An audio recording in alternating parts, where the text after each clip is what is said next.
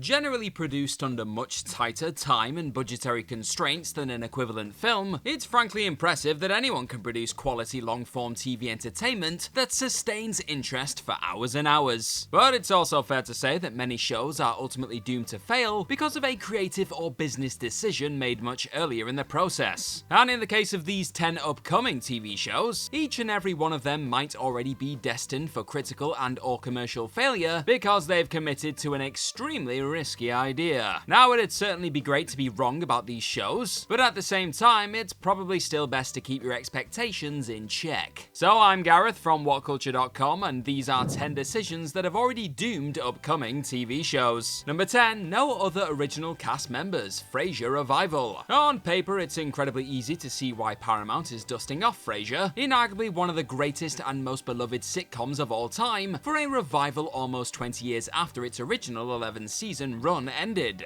Described as a third act of Frasier's story, it goes without saying that there's absolutely an audience curious to see what Frasier, Niles, Daphne and Roz have been up to for 2 decades. Except the 10-episode revival series won't feature any other legacy characters apart from Frasier himself, with David Hyde Pierce reportedly turning down an offer to return, while Jane Leeves and Perry Gilpin are also apparently not part of the new season. Instead, Grammer will be joined by Nicholas Lyndhurst playing Frasier's old college buddy Alan, and Jack Cutmore Scott appearing as Frasier's son Freddie. But given that Frasier's entire charm involved him bouncing dialogue off Niles, Daphne and Roz, not to mention the departed John Mahoney, it's tough to muster much enthusiasm for a revival lacking 80% of its mainline cast. Number 9, setting it up in another Star Wars show, The Mandalorian. There's absolutely no denying that The Mandalorian's 3rd season is one of the most anticipated TV shows of the entire year, but it also comes with a huge caveat, that more casual Star Wars fans might end up feeling a little bit lost. After all, season 2 ended with Mando leaving Grogu with Luke Skywalker, and this provided an intriguing setup for season 3. But this matter was ultimately resolved in another Disney Plus Star Wars series, The Book of Boba Fett, where Mando and Grogu were reunited, as surely will confuse just about anyone who did not watch it. It perhaps speaks to a wider issue with cinematic universes that have storytelling strands spread across different shows of varying importance. But even so, turning the latter half of The Book of Boba Fett into a glorified Mandalorian Season 2.5 was probably a mistake, all things considered. It's easy to suspect that Disney originally planned a more prolonged separation between the two characters, but as Grogu's immense popularity grew, they decided to abruptly pivot and get the duo back together. Either way, it's a bit messy as universe-based storytelling goes, and ensures those who don't obsessively watch every Star Wars series are basically paying the price for it. Number 8, recasting Arnold Schwarzenegger and Jamie Lee Curtis, True Lies. It was just a matter of time before James Cameron's hit 1994 spy action thriller True Lies got adapted into a TV show. But beyond touting a budget that can't hold a candle to the $120 million Cameron movie, the series has made one majorly fatal mistake. Rather than use the True Lies branding to tell a similar but different story about a spy who keeps his job secret from his suburban housewife, the CBS show has literally positioned itself as a reimagining of the film, recasting the roles of Harry and Helen Tasker as played so brilliantly by Arnold Schwarzenegger and Jamie Lee Curtis. As such, fans of the movie are immediately called to compare the performances of Steve Howe and Ginger Gonzaga to Schwarzenegger and Curtis, and to the surprise of nobody, they just don't seem to measure up really. That the uninspired trailer also shows the pair literally reenacting sequences from the Cameron movie only further suggests it's going to listlessly coast off what came before, rather than try to fashion its own identity with an identifiable name. Number 7, taking too long between seasons, Good Omens Season 2. Believe it or not, Neil Gaiman's Good Omens premiered back in May 2019, and by the time its 2nd season premieres sometime this summer, more than 4 years will have passed since we last saw it. Between the long wait and the fact that the 1st season effectively adapted all of Gaiman and Terry Pratchett's 1990 novel, most surely assumed that Good Omens would be a one-off limited series. When you consider that Amazon generally isn't great at promoting their shows, at least those not called The Lord of the Rings The Ring of Power, it's incredibly easy to believe that the upcoming Season 2 will come and go without making a dent. Regardless of the new season's ultimate quality, with so many fans assuming the show was over, Amazon clearly screwed up by waiting so long to get production going again. The belated season drop has a strong chance of resulting in underwhelming viewing figures, and in turn ensuring that a potential 3rd season never comes to pass. What a damn waste, eh? Number 6, bringing Rafi back, Star Trek Picard Season 3. The 3rd and apparently final season of Star Trek Picard will once again give the series a soft reset, by ditching most of the ongoing cast and reuniting Jean-Luc Picard Picard with his old Enterprise crewmates. While it's understandable to a point that most of the prior cast members won't return, given that their stories were largely wrapped up, many fans groaned when it was revealed that fanbase punching bag Rafi would actually be coming back. It's certainly no fault of actress Michelle Hurd, but Rafi was by far the most widely hated character of Picard's first 2 seasons, due to her obnoxiously brash personality and generally sloppy, inconsistent characterization. Knowing we'll have to put up with a season's worth of Rafi calling Picard JL again will place a huge dampener on the nostalgic appeal of seeing Patrick Stewart back with his next generation co-stars. Number 5, changing the creative direction during shooting. The Idol. On paper, there are many reasons to be excited about HBO's upcoming drama series, The Idol. Co-created by Sam Levinson and The Weeknd, the show revolves around a pop star who begins a relationship with a cult leader in an attempt to regain her standing as the sexiest pop star in America.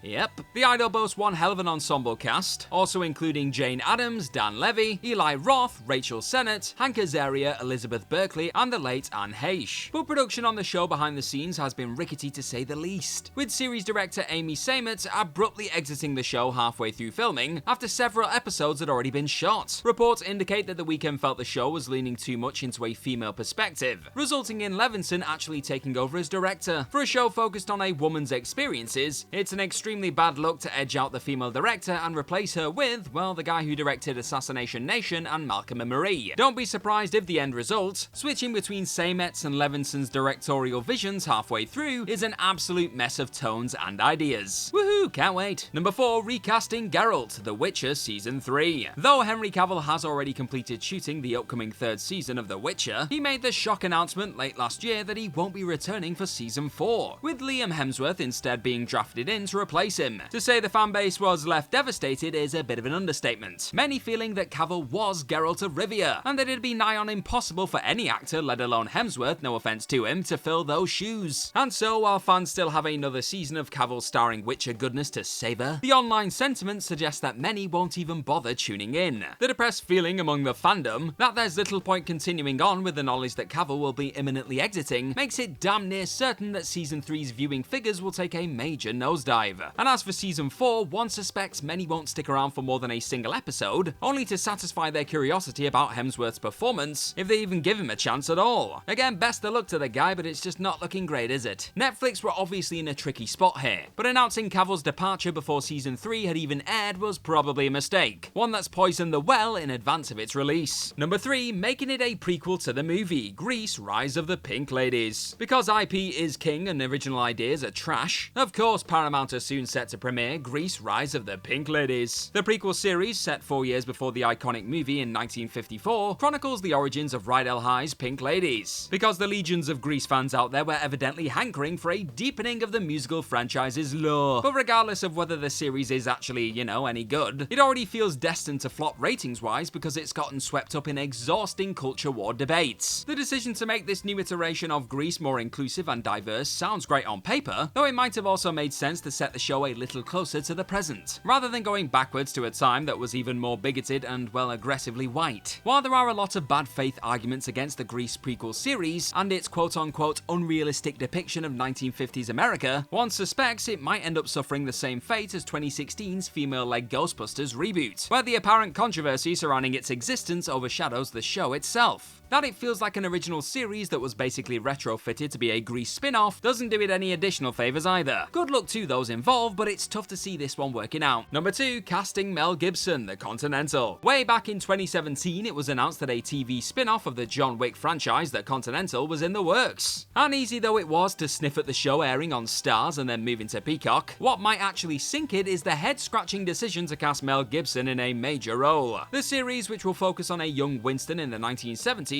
has cast Gibson in a part many are assuming to be the show's primary villain. Either way, given Gibson's massively problematic standing in the industry, it's a casting choice that's immediately gonna turn off large swathes of viewers. While there are of course many who couldn't care less about Gibson's views and troubled personal life, he is after all an acclaimed actor and filmmaker, his presence will nevertheless bring a tidal wave of undesirable press to the project and possibly place an inescapably dark cloud over it. Given the many A-list actors who would surely jump at the chance to star in a John Wick series, deferring to a majorly contentious actor with a toxic reputation seems like a recipe for disaster, no matter how good the show otherwise could be. 3. Number 1. Making a show nobody asked for. Echo. Maya Lopez, aka Echo, was first introduced to the Marvel Cinematic Universe in 2021's Hawkeye series. But before it had even aired, Disney announced that a spin-off series focused on the character was in development. By the time Hawkeye finished airing, many questioned whether Echo was an interesting enough character to have quote-unquote earned her own series. And a year on, the general sentiment among Marvel fans seems to be, who really asked for this? Exacerbating the disinterest is a number of reports that the series, which wrapped shooting in August, was a troubled production, backed up by Disney's recent decision to delay its release by around 6 months, from this coming summer to December. Echo was admittedly a fine enough character, but is fine really enough for people to tune in for a show centered around her? One suspects Echo will unfortunately have the lowest viewing figures of any MCU series to date, and honestly Disney were likely rather silly to put these plans in motion before they even knew how audiences would respond to the character. But again, fingers crossed I'm proved incredibly wrong and Echo goes on to be an absolute smash hit. Again, hopefully I'm wrong, but things are just not looking all that great at this moment in time for all things Echo. And that's our list. Know of any other decisions that have already doomed upcoming TV shows? Then let us know all about them in the comment section right down below, and do not forget to like, share and click on that subscribe button while you're at it. Also, if you like this kind of thing, then please head on over to whatculture.com and find some more fantastic articles just like the one this video you're watching right now is based on. I've been Gareth from whatculture.com. Thank you as always for watching this lovely video today. Hopefully I'll see your faces very, very soon, but in the meantime, hey, just be good to yourself. Bye bye!